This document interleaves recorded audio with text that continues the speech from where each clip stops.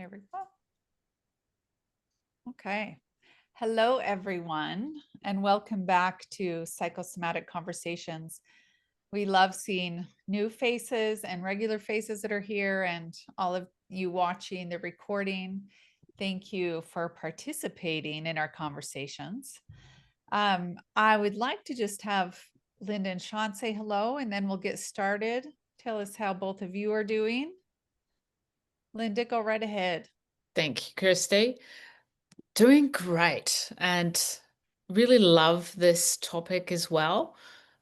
Face reading is what got me into psychosomatic therapy in the first place. Having a reading was a profound insight into myself. And so I think this is a particularly interesting episode and series to share out with everyone as to, just the power of that first impression and faces, frowns, meanings of Botox, and all the things we're going to be covering today. But I'm good. Thanks, Christy. Yeah. And Sean. Hello, Christy. Hello, Linda. Thanks for having me along. Yeah, most certainly.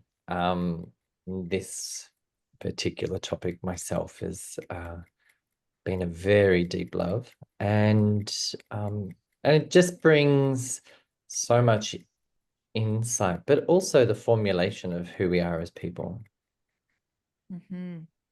So true. Face reading is something that we were just saying before we touched record. You'll use it in every relationship. You'll start to notice things differently. So as we go in today, we're talking about lines, habitual patterns, how are lines, some of the lines created. And like Linda said, we'll be talking about Botox.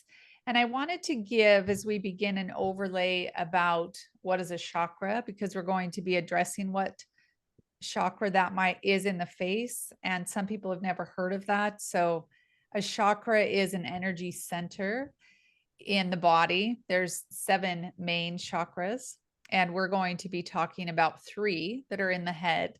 So the crown, which is known as the 7th. So they're, and then we have one in here, which is the third eye. Oh, thank you, Linda. So we see 7, which goes back into the crown and the top of the head. 6, which is the center of the forehead here, and then right between the brows. So these are the 3 we're going to be discussing today, are those top 3 chakras. And in psychosomatics, the overlay of the chakras in the face are also in the body. And that's what makes it so valuable to understand and learn, is it becomes a map and a reference point for you as a student to understand, but for us as teachers and guides to help keep you on track of where is that energy being blocked and what are the qualities within the chakra. So today we'll do a quick overview of the 3 and what those hold in each one. Really simple. So Linda, I'll let you talk about, we'll start with the 7 with just some basics of what energies are held in the 7. Great. Thank you. So as we're looking at the crown, we're looking at the universal connection and the oneness of everyone to each other, and the higher self, the higher perspective, the knowingness of that universal connection. And as we start to have a belief system in something greater than ourselves, it doesn't matter what we call that. It's about having a knowingness that there is something greater than oneself and how that connects out into the world. So we start to see crown issues when maybe people have lost trust and are trying to control through their own mental processes everything that may be feeling out of balance. So when we're looking at the crown, we're looking at the top of the forehead, and of course, we're looking at the vibrancy of that tissue. Perfect. Thank you, Linda. Sean, I'll have you jump into 6, please, which is 6, here in the most forehead. certainly. Yep, the middle of the forehead. And we see this point show up in a lot of different religions. We also see this point show up in a lot of focus aspects. And because it's known as the third eye. So it's the eye between my left eye and my right eye. It sits right in the middle. And that third eye is that balanced perspective of my inner world and my outer world. So it's the perspective that I can understand where my knowing is coming from, what my knowing is delivering, but also what my thoughts are preparing, and being able to deliberate between those, that point of clarity. A lot of people refer to it as the third eye because it's also something that's clairvoyant, being able to understand the clarity of pictures before us based around time, past, present, and future. Thank you. And I will go into the fifth, which is throat, which is right between the eyebrows. So the throat chakra holds the properties of our voice, speaking up and or not speaking up. There's a lot of energy that people can hold in the throat. And sometimes they will come somatically, like clearing your throat a lot, laughing more so than not. And sometimes people will say, I have a frog in my throat. We speak psychosomatic language all the time without being aware that that's what we're speaking. And throat chakra really is about speaking your truth, whatever that is for you, and allowing what's in your heart to be spoken. And the quality of the voice matters in the throat chakra energy. And it shows up between the eyebrows, and we'll go more into that as we start in the lines. When someone has challenges with boundaries, with sometimes overthinking and not speaking, it can show up as the what's called the 11 in the forehead between the brows. And the 11 comes from the world of the Botox world, because there's advertisements for do your 11s. That's a thing. And I think it's a fabulous thing as we walk into talking about Botox, in that I think you can look at it two ways. It's one of those things, even for the 11. So here, if the lines are there and someone gets Botox there, you can't scrunch your brows together anymore, which helps you understand when you're doing it. The thing I love about psychosomatics is they're unconscious movements and habitual movements in our face that we have when we're little, and then we grow up into adults, and those unconscious patterns continue to happen until we become aware of them. And usually lines are created and we start to notice them in their 30s and 40s and 50s, and understanding where it comes from, why, then we can pay attention to, oh, I'm scrunching my eyebrows again together. I'm having probably frustration with speaking up, or I'm with the 11 too, thinking too much. It can hold some perfectionist tendencies of wanting to speak it up, wanting to speak it correctly.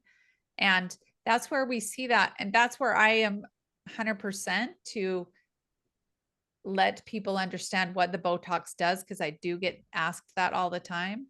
And because what needs to shift is the pattern of that.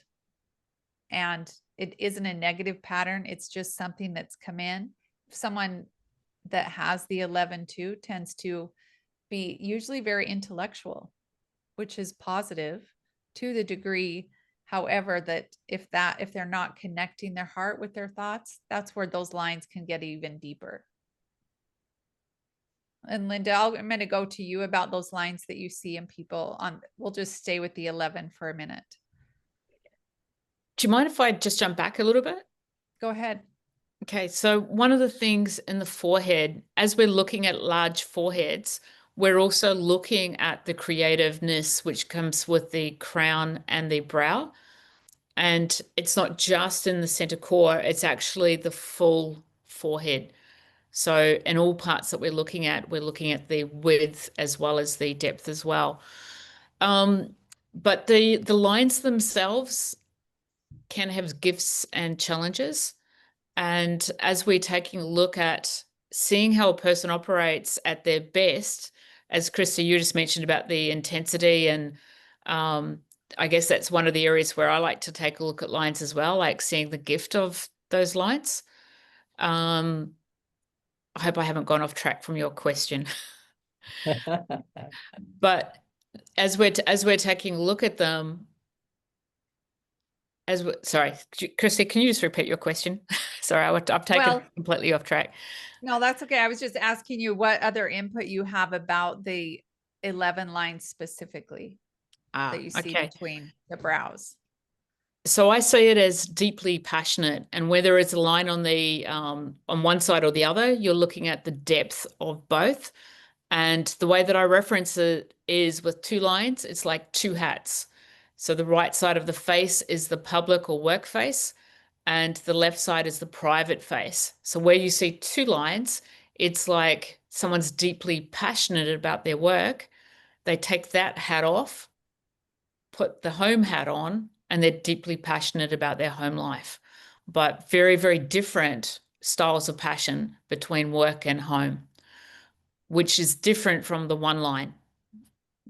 With the one line, it's like whatever I'm passionate about at work, I bring home.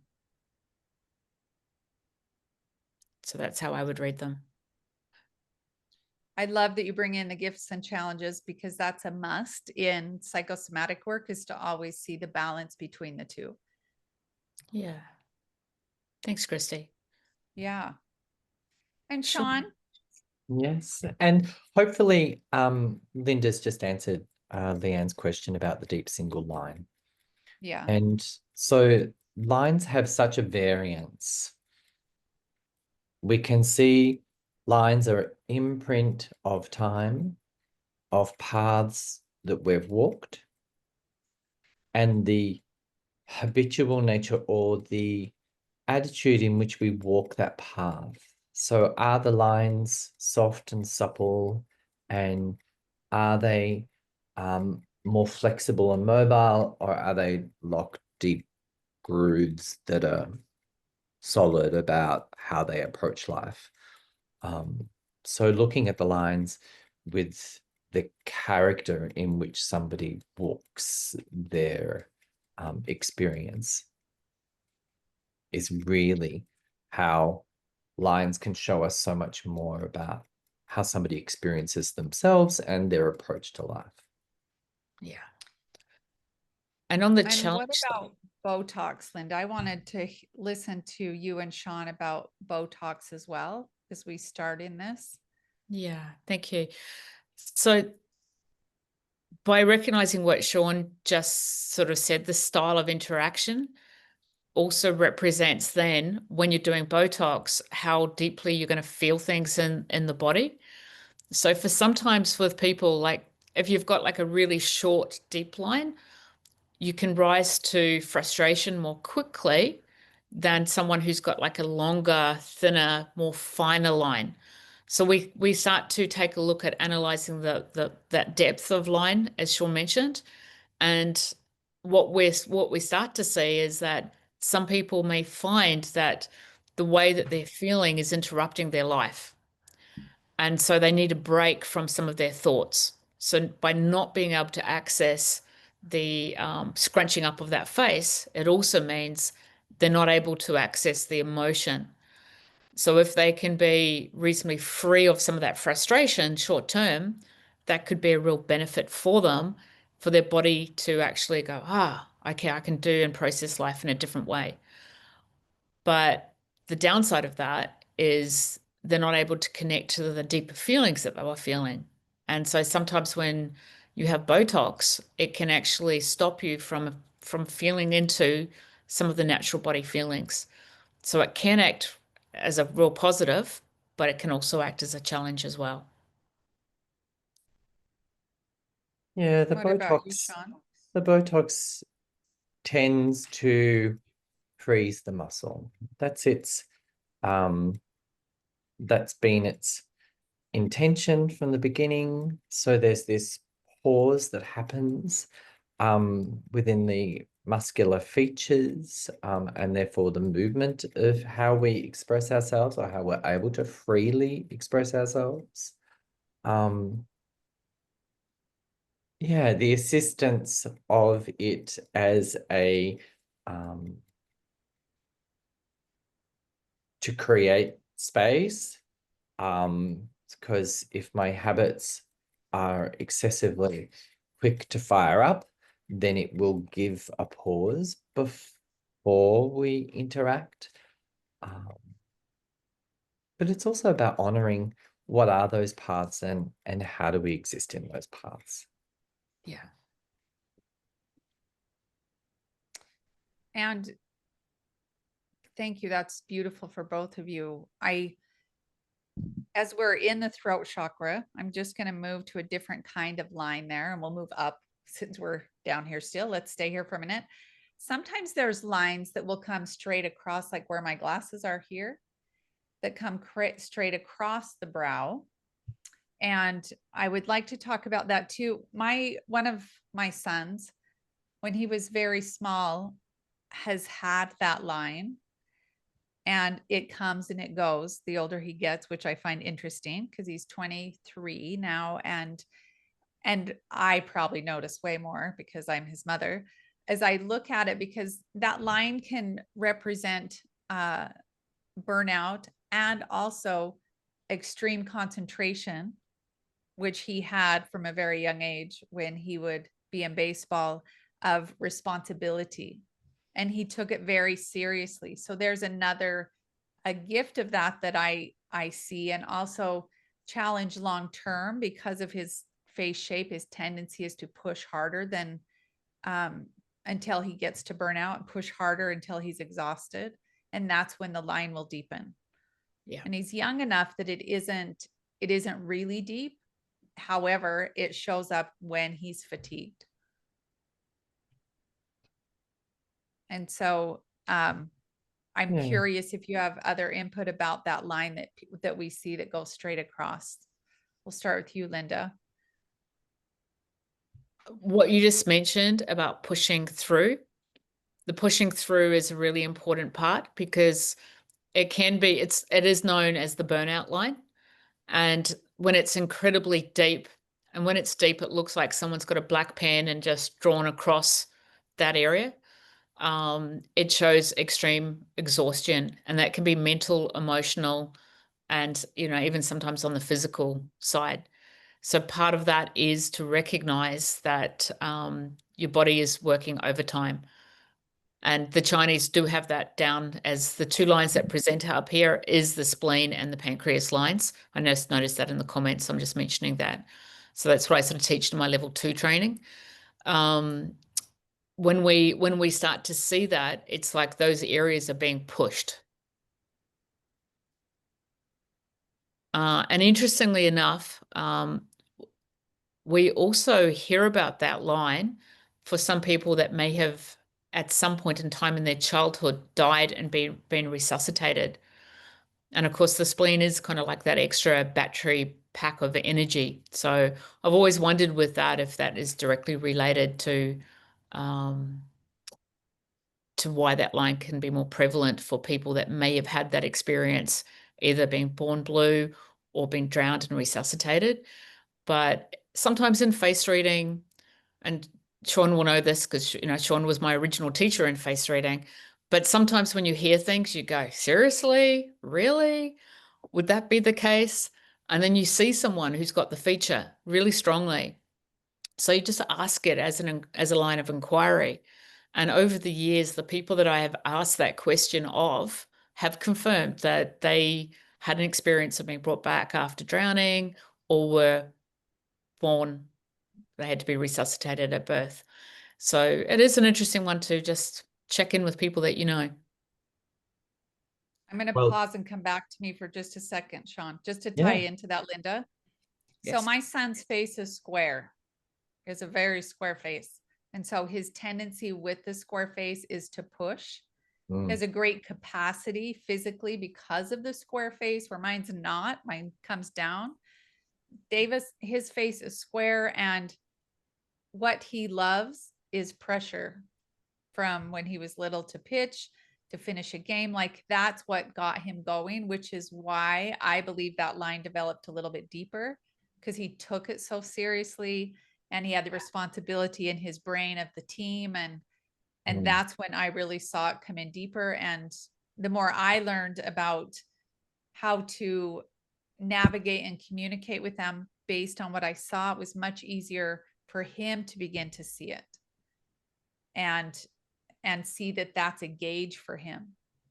And that's how we still use it. And it's really helpful because now it's his face. I mean, I'm still his mother, but he's more, it's his choice at this point. When it starts to go deeper, his body's telling him he's exhausted. Okay, Sean, go ahead. Yeah. Sorry about that. No, I mean, that horizontal line operates as an emotional lid, between the mind and the heart. And, and that's where the throat comes into that space. So we're really looking at what is the relationship between my thoughts and my feelings and my comfortability with the exchange between those places and spaces. Yeah. Yes. Very fitting too. And Christy, it's interesting. You're using the word responsibility as you're describing your son and that sense of responsibility. And of course, when we look at the body overlay in psychosomatics, the eyebrows represent the shoulders, which represent the responsibilities. So the area between the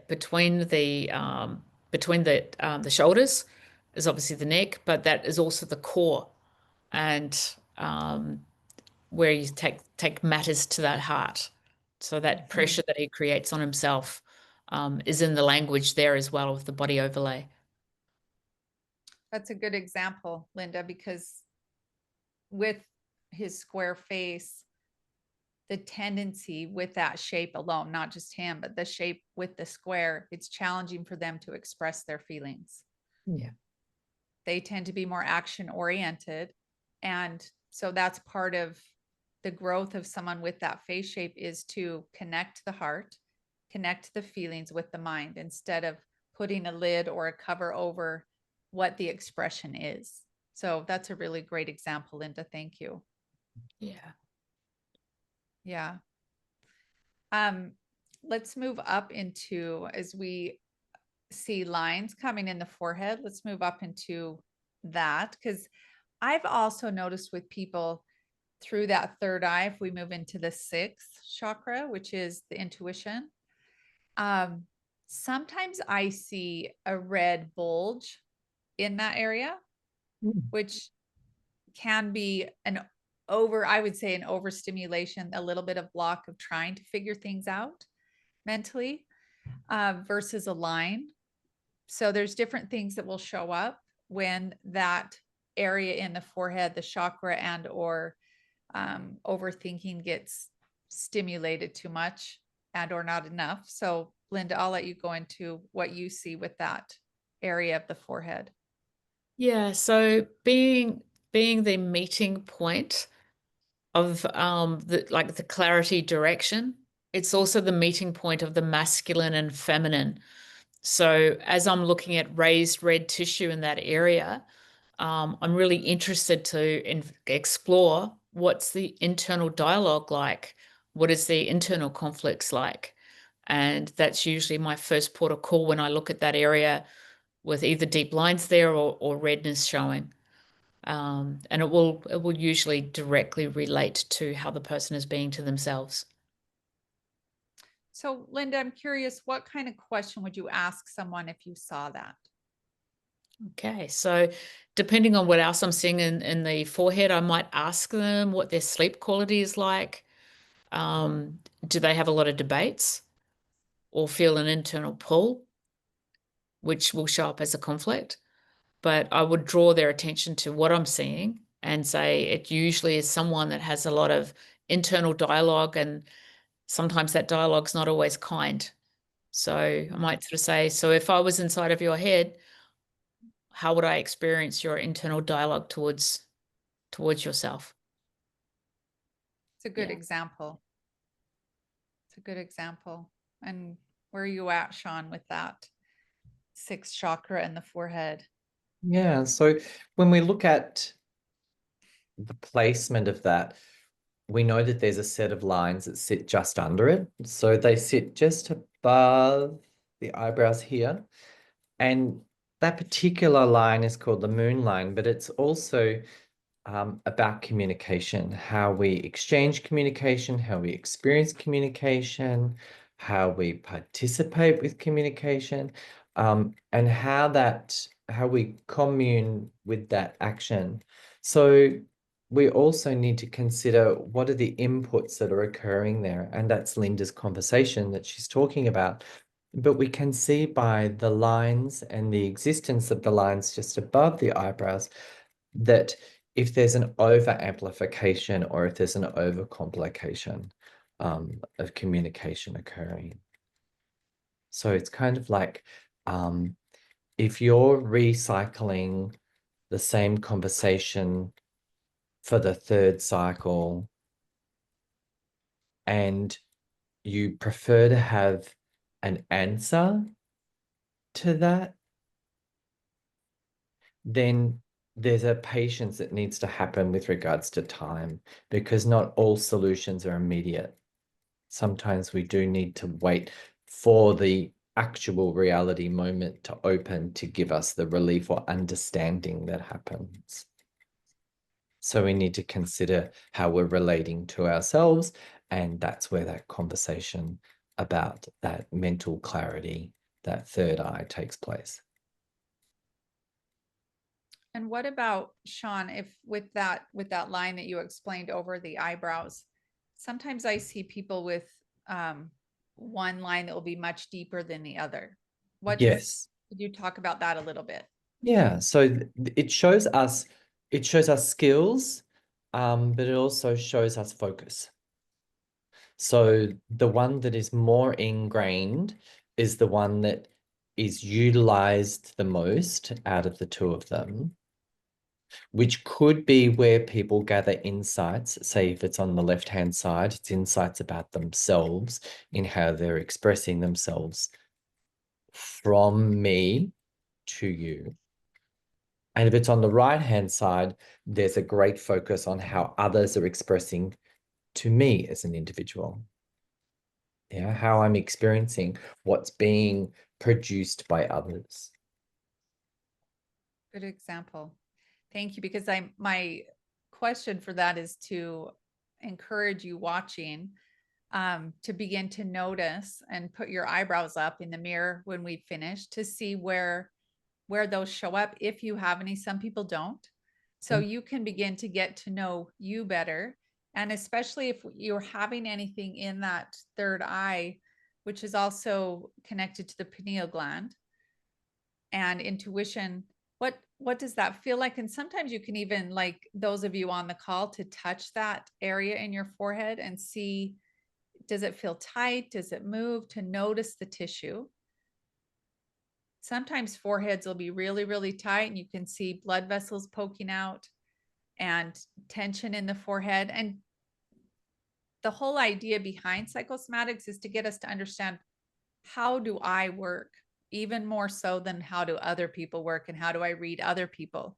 What's happening internally in me, so I can have a different perspective of me first and then the other. Because it creates much more compassion internally to see your own pieces and then look at another's piece. It keeps you off the, oh my gosh, look at that line on someone else. And it helps keep that balance in check, because we are all human and we all have that life experience, and everyone's experience internally is different. Even in the same family with siblings, everyone's is different, and the lines really start to show us what that is. What's that story? And the coexistence of that. Yeah, the equality, me existing, you existing, us existing. Yeah. Let's move up into the seventh, which is crown. And Linda, you started with crown, so I'll let you start with issues in this area on the face. and gifts as So, well. so probably less for me around lines, although if we do see horizontal lines in the crown, what you would normally see is probably 7 or 8 lines that go up all the way up the forehead. So if they actually do get to the crown, you're looking at someone, they're known as Einstein lines. You're looking at someone who has, a real great interest and knowledge. And usually there's going to be an interest in some of the philosophical discussions, spiritual concepts that will show if lines are actually horizontal lines are showing in that part of the forehead. But the area that I look for most is if it's really significantly a large forehead and we're seeing a very large crown. Quite often these people are highly creative. So I'll explore the creativity with them and not assume that I know what their creativity looks like. So how do you get your inspiration? I can see that you've got a really creative mindset. When you're solving problems, do you find that you wake up with the solutions? Like how do the answers come through for you?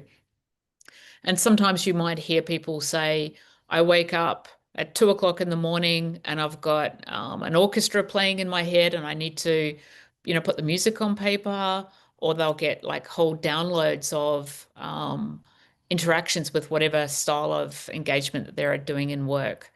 So that for me is some of the creative inspiration coming through, which for them may feel like, oh, that's just me, that's normal. It's not a gift, everyone has it. And so pointing out to people that think that everybody has it, that actually no, everybody does not have it, and that is a gift, can also help with the intolerance that can come for people that don't have those gifts. And that's probably, for me, really significant because we don't often have conversations around, hey, how do you process, how does your mind work? Those would be good conversations on a date, but I get that we can't say that. You may not get to the second date, Christy. No, but I think that's why I love face reading so much, because you learn those little tiny basic things. Yeah. And it does create a better understanding and conversation. Because if I saw someone with those lines, which I do, I married that person. I know the intellectual conversations are exciting and interesting, and that's helpful because I don't have that forehead, but I love that I can understand that someone else does, and I can engage in a different way than just through how I see the world. Yeah. Yeah. And what about you, Sean, on the 7th chakra? Well, you're also looking at the hairline. And the hairline is the framework, the cultural framework that exists as a border between myself, my mind, and the influences that have occurred, both on a DNA basis, but also as epigenetics or environmental basis. So we're seeing some of the nuances that may influence the ways in which my mind can access information, or the ways in which my mind may sometimes feel as if it's being tunneled with the way that it processes information. It's quite a unique experience when you can just step back just a little bit from how the brain is producing a thought and noticing the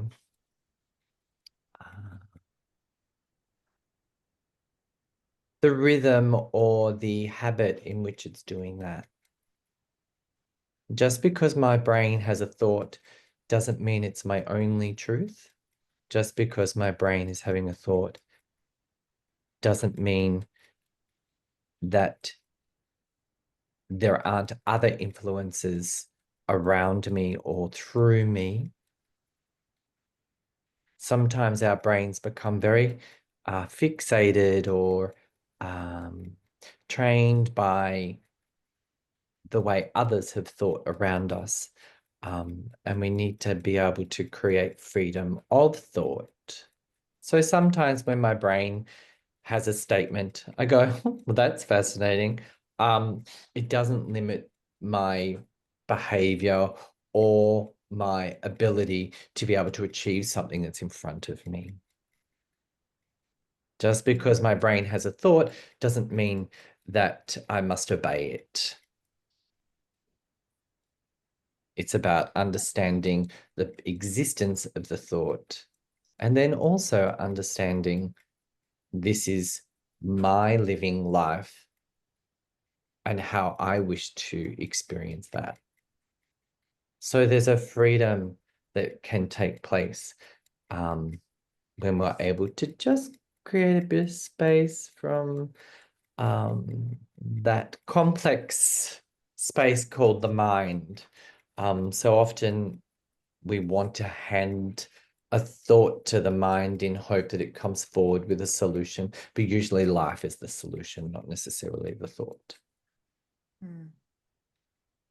That's really the understanding of, when I hear you say that, Sean, the understanding of paying attention and bringing awareness to what's happening in your body, what's happening in your thoughts, what's happening in your face. Like Yeah, when I'm I have a working with brain, but people, it's not yeah, always correct.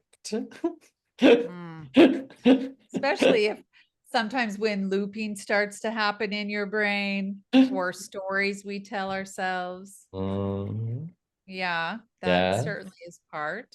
yeah. And to notice what are your patterns when you loop or when you have thoughts that you don't like internally. Your face will have a gesture that will give you more information. Yeah. Yeah. It's, for me, when a thought goes to create a limitation, that's when I question the thought. It's Good like, example. that's fascinating that you think that. And it's the relationship, because it becomes the authoritarian for many, the relationship is very much about our parents. So it's really looking at how did I interact with them, or how did they implement their laws or rules over me, and how am I accessing my freedom from that? Yeah. A midlife crisis is often finding your own identity and your own belief systems outside of the parental. So often when I'm standing on the platform for flying trapeze and my mind thinks something, I go, that's unhelpful for this situation. I would like to hear something else that's more encouraging, please. So it's really looking at how we unify ourselves rather than splinter ourselves. Do we have a chat that's just come through? A couple of chats? There was a conversation about the mid memory, and that's from Jackie. And what I believe she's referring to is the middle part of the forehead, which is also where the third eye is, which is about how we utilize our memories, and how our memories influence us, but also how we are able to understand why memories occur. It's no different if I drive the car down the same pathway each day. My mind will want to tell me about yesterday or want to tell me about another time rather than this time. So when this time becomes the priority, then history becomes a reflection. So there's also another one there that's what would a vertical line coming down from the hairline mean, please? So some people can have this very extended vertical line right down the center of the forehead. There's also diagonal lines that can also take place across the forehead as well. And those lines are very intentional. And those lines carry with them great energy, great focus, great awareness. And so often that central core line will also be access portal to ideas, understanding concepts beyond our regular style of thinking. So it's like being able to access a universal thought. Yeah. If I can just add to that one as well. So Hey, it does depend on whether it goes to the hairline or not.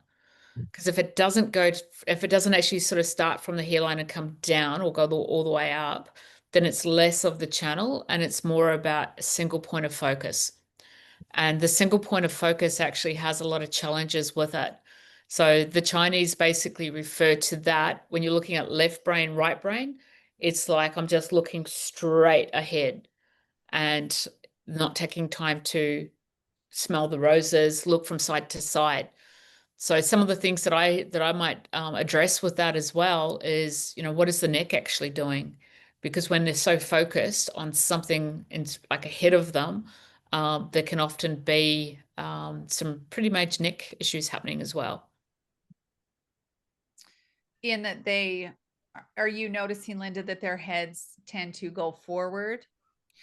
It's not so much about the head going forehead. It's just that they're not taking time to enjoy and to look at things that stimulate them. It's just like the focus is so intent that it creates the mind creates the posture. the rigidity. Yeah. So the rigidity in the thinking and the style of engagement.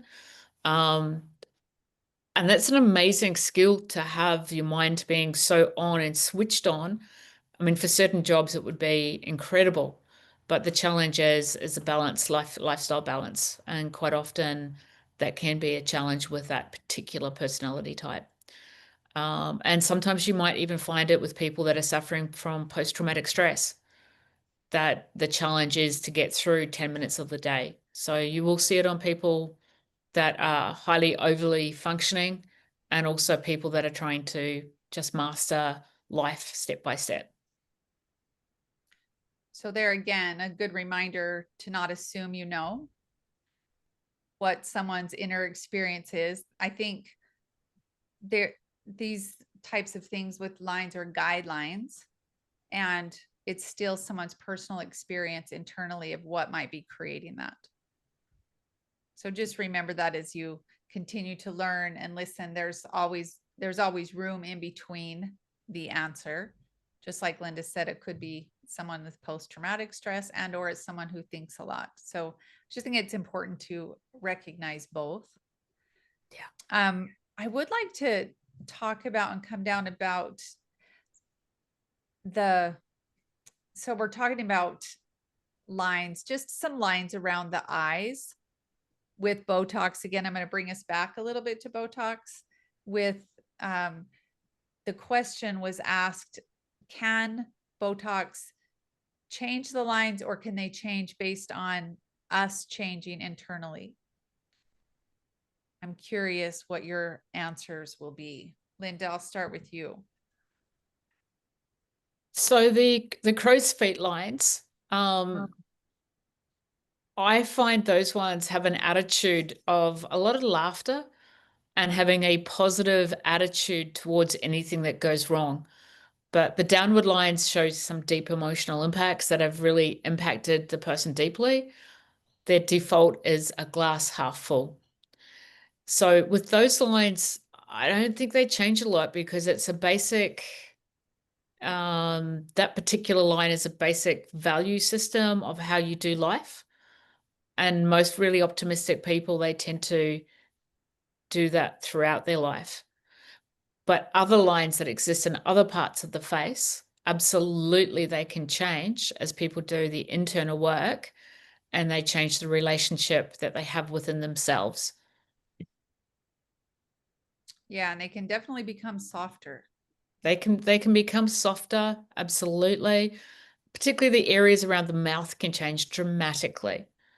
But the eye ones for me they're pretty much in place, and they're really nice. They're really nice lines to have as well. I love noticing people that smile a lot or have laughed a lot in their life because you do see them. They actually look like smiles. Yeah. coming up along their eyes. And that Mm. is information that they have had that experience of joy, because sometimes you Yeah, don't and see that. experiences that are uplifting or experiences that have had more of an outpouring. Mhm. Yeah, that below the horizon or above the horizon. Yeah. And sometimes people are very much aware of a very lined face, and they can have just not such a good opinion of themselves based on their lines. And there's some lines that go deep. They run around the cheekbone, and they come deep down the face. And they're also referred to as natural teacher lines. So when someone has it, you know they've had some really deep emotional imprints, but when they're speaking to another person with similar problems, they're able to speak from the wealth of information through their own personal experiences. And so often the relationship with the line can change if the events that have happened, which quite often are really bad events, if the relationship can change so that it can positively impact other people. So I do love the name of those ones, natural teacher lines. Good example. Yeah. I do see we Thanks. have a question. What about wavy lines on the forehead? So we're just going to stay up here for a minute. Wavy lines on the forehead are actually a really positive indication that you're moving in between that right and left brain quite well. And it's when you see sometimes that lines, like there's also diagonal lines that can happen, and that just indicates a break in, sometimes I would say, questioning your thought process versus trusting the feeling and thinking, which is what literally creates that wave, accessing both parts, the internal part of you and the external, which is more of the thinking and outward. Do you want to add to any of that, Sean? Also too, lines obviously progress and change over time. And when we're looking at that balance between left and right brain, and the imprints from both sides, sometimes the lines don't always match up yet. So it takes a while for one half of the brain to catch up with the other half, or vice versa. There's something that's leading in one way at this point in time until they come into a point of equality, until they come to a point of understanding between them both. Yeah, if we put our masculine selves and our feminine selves in the same room together, could they agree on the same outcome? Yeah. Good example. Thank you. And Did you have something else? some people have lines that look like they've got a beautiful even space between every single line, and they're completely straight from left to right. So as soon as you see that, you're looking at a highly structured mind, someone who likes to start and complete, and they're very good at both. Yeah, that's definitely a gift. And That's a yet, gift. and yet it has a challenge as well. Yeah, It does. A lot of mental Yeah. yeah. activity and also frustration if it doesn't finish. And yes, Leanne, if the lines are broken, there may be reasons for that. Like, yes, we can surmise that they may be scattered, but there's also a learning that's taking place with regards to being able to fully comprehend a concept. So, bit of grace for that space. Mm.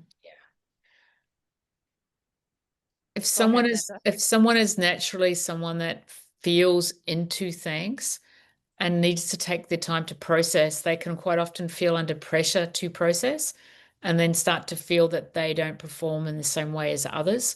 And that puts on a lot of mental stress on a person to make fast decisions. And sometimes they just need to learn how to slow down. And when we recognize that, we can be with that person differently as well. It's a good example because and we all probably have heard these conversations of someone being very frustrated because they can't make a decision and other people want a decision right now. And I think it's so important to bring an understanding to the person we're talking to and ourselves again and again. So we're not assuming and getting frustrated with someone that is a challenge. And I know for me, I speak for myself, it takes me a little bit to process and then make a decision. Where other people, it's really easy and they do it quick. And both are all right. We're all so different in how we do that. Yeah. If we could do a little bit of a process, I know that Sean, you need to leave at 10, but if we could do a little bit of a process just around the Botox, Christy. Sure.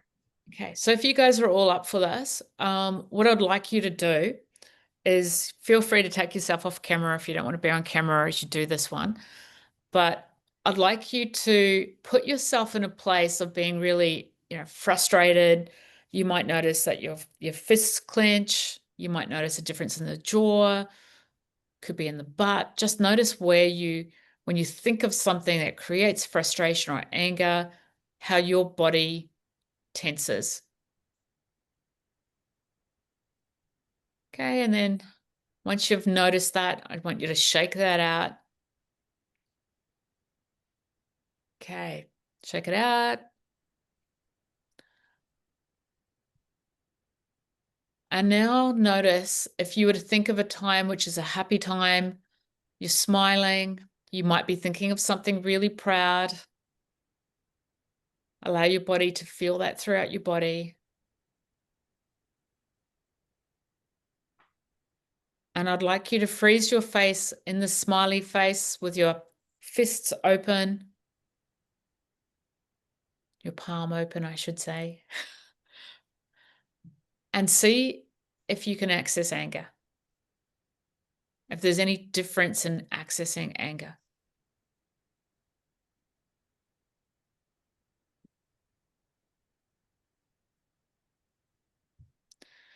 And that exercise is a really good exercise around the question of Botox, because when you can't access the depth of the feeling, you might access more of the harmonious feelings, but you're also losing a little bit of the body signals that I mentioned before.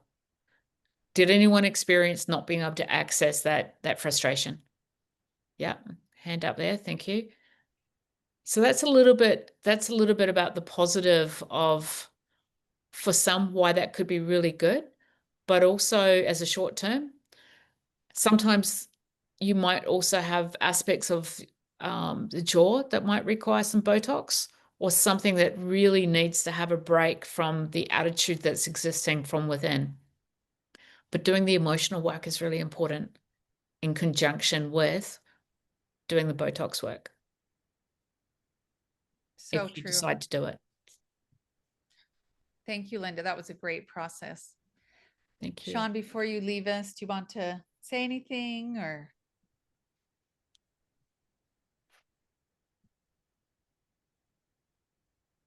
Noticing how we create pathways that become apparent, having grace towards those, because they're imprints of growth, they're imprints of learning, they're imprints of expansion. They are, you can think of them as specific volumes in a library that have become essential to you as a person. So comprehending your own expansion and therefore your own pathways is a very graceful way to approach lines, imprints of life. Thank you, Sean. Thank you, Sean. And we have one more question that has just come through from Leanne. I have degeneration of my right TMJ joint. I never considered Botox to release the tension. Thank you. Okay. Thank you, Leanne. I work with so many people with TMJ. I have TMJ. I've had it since I was a teenager. I would say it's worth a try, because the people that I haven't done Botox yet in my jaw. That's my next try. I do wear a mouth guard that does help as well, but Botox in the joint is wonderful because you can't contract so hard. And even with a mouth guard, you're still contracting on the guard, but it helps you from breaking your teeth. For me, if I don't wear a mouth guard, I will wake up and have so much tension in the back of my neck and up into my head. It's not an option. And so Botox in the jaw, from all the people that I've talked to, it's a really good option for TMJ and pain. I'm 100% on board with that. It's expensive. It lasts for like 6 months and then you have to redo it. But if you're in pain with a degeneration of your disc, I would say for sure give it a try. Because even with the mouth guard, you're still going to have pain in that right side because you're clenching on it. And they're creating new mouth guards that make it so you can't bite in the back. So I would talk to your dentist. Most dentists do Botox now, which is great because they know exactly where to put it. That's a 100% yes for me to try. Yeah. It's painful. Okay. So before we be finished today, does anyone have any questions that you'd like to ask?